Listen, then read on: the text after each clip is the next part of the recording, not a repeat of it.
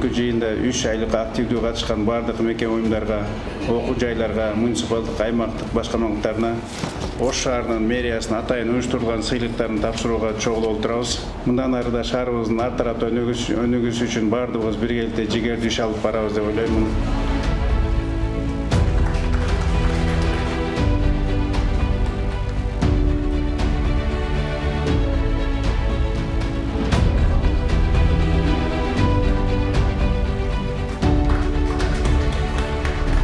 Бүгүн өзгөчө муниципалдык жана мамлекеттик жана жеке менчик ишканаларды сыйладык.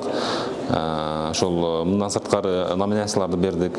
Муниципалдык аймактык башкармалыктарга, көчө башчыларга, дамкомдорго чейин, кварталдык комитеттерге чейин ошол акчалай сыйлык жана номинацияларды бердик. Бул эми негизги максат ошол мотивация берип, дагы ошо шыктандырып, кийинки жыл 3 айлыкта мындан да жакшыраак качса деген гана максат. Атайын комиссия иштелип, ар бир критерий боюнча комиссия жеринде текшерип, чында биздин талапка жооп береби, критерийлерге жооп береби, ошонун негизинде комиссиянын жыйынтыгын чыгарып, бүгүн аныктадык.